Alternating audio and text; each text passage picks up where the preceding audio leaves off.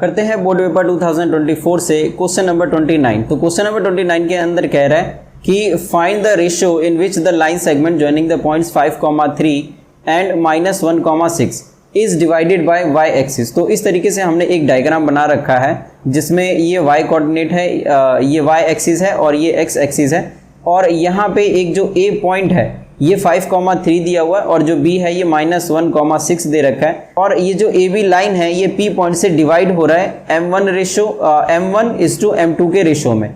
तो हमें ये पता करना है कि ये जो M1 और M2 का जो रेशियो है ये क्या होगा, जैसा कि इस क्वेश्चन के अंदर कह रहा है। तो ये डायग्राम जैसे कि मैंने बनाया है, अब -1 और 6 यहाँ पे आपको फर्स्ट क्वाड्रेंट में दिख रहा होगा। तो ये हमने सिर्फ समझाने के लिए बनाया है, एक्चुअली क्वाड्रेंट से इसका कुछ लेना देना नहीं है। अभी हम सिर्फ इस क्वेश्चन को समझने के लिए हमने ऐसा डायग्राम बनाया। तो इस क्वेश्चन को करते हैं फर्दर सॉल्व। तो बट सॉल्व करने से पहले मैं चाहूँगा कि इस वीडियो को एंड तक जरूर देखना, और अगर आपको सॉल्यूशन समझ में आता है तो वीडियो पे लाइक और कमेंट जरूर करना, और मुझे मोटिवेट करने के लिए चैनल को सब्सक्राइब जरूर करना। तो करते हैं इस क्वेश्चन को सॉल्व। तो यहाँ पे जैसे कि ए बी एक लाइन हो गया और जो पी है ये डिवाइड कर रहा है, तो हम पी के लिए ही सेक्शन फॉर्मूला लगाएंगे। और उससे पहले यहाँ पर जो भी चीज़ें हैं वो हम गिवन में लिख देते हैं कि जो हमको यहाँ पर गिवन पार्ट में दे रखा है कि गिवन दैट जो यहाँ पर ए पॉइंट है ये है 5,3 और जो बी पॉइंट है ये है -1,6 और जो यहाँ पर पी पॉइंट है ये है 0,y। तो यहाँ पर ये जो ए पॉइंट है ये हो जाएगा x1 और y1, और दूसरा पॉइंट ये हो जाएगा x2 और y2, और ये जस्ट x और y रहेगा जो हम सेक्शन फॉर्मूले के लिए लगाएंगे। और हमें पता करना है कि जो M1:M2 है ये क्या होता है। तो अब यहाँ पर क्योंकि हम सेक्शन फॉर्मूला लगाने वाले हैं तो इसीलिए बाय सेक्शन फॉर्मूला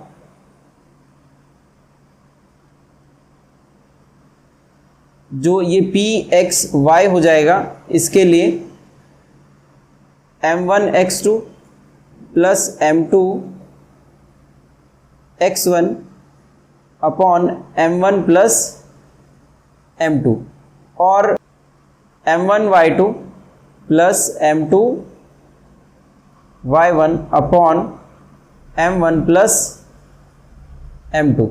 तो इस तरीके से ये हमारा सेक्शन फॉर्मूला हो गया। अब जो भी वैल्यू है ये हम यहाँ पर पुट कर देंगे, जैसे P यहाँ पर XY की जगह पे ये है 0,y is equal to M1x2। तो M1 हमको पता नहीं है, यही तो हमको निकालना है, इसीलिए हम इसको एज इट इज रहने देंगे। और जो x2 है यहाँ पे ये है -1 प्लस M2, जो यहाँ पर M2 है ये हमको पता करना है M2 और x1 यहाँ पर ये हो जाएगा 5 अपॉन में M1 प्लस M2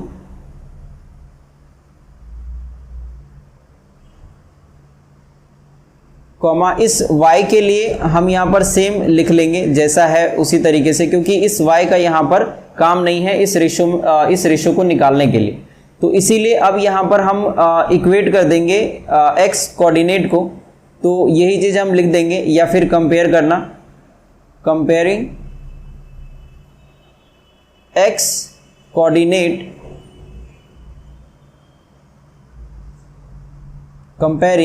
कोऑर्डिनेट। तो इधर से जो x है ये 0 है, तो इसीलिए यहाँ पर आ जाएगा 0 इज इक्वल टू, अगर इसको सॉल्व करेंगे तो ये आ जाएगा -M1, क्योंकि 1 से मल्टीप्लाई करेंगे M1 को तो M1 ही आएगा और साथ में माइनस है, और फिर प्लस 5M2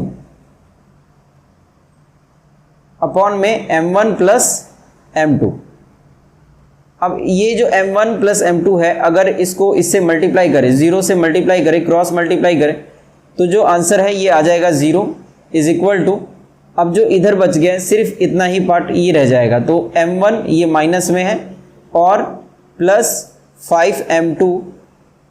अब अगर इस -M1 को अगर इधर लेकर आए तो ये आ जाएगा positive M1 is equal to 5M2, और इस M2 को अगर इसके नीचे लेकर आए M1 के नीचे तो ये आ जाएगा M2, और क्योंकि यहाँ से हम नीचे लेकर आए थे तो यहाँ पे 5 था तो इसीलिए 5, और क्योंकि यहाँ पर कुछ भी नहीं तो यहाँ पर हम 1 लिख सकते हैं।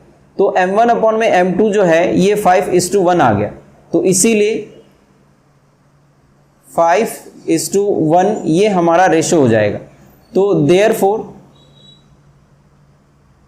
देयरफॉर जो m1 रेशो m2 है इज इक्वल टू ये आ जाएगा 5:1, ये हमारा रिक्वायर्ड रेशो आ गया। तो दस रिक्वायर्ड रेशो इज, एक हम फाइनल आंसर दे देंगे, दस रिक्वायर्ड रेशो इज 5:1 और ये हमारा आंसर हो जाएगा। तो इस तरीके से ये जो पूरा क्वेश्चन नंबर 29 है, पूरा कंप्लीट सॉल्यूशन इस तरीके से हम कर सकते हैं।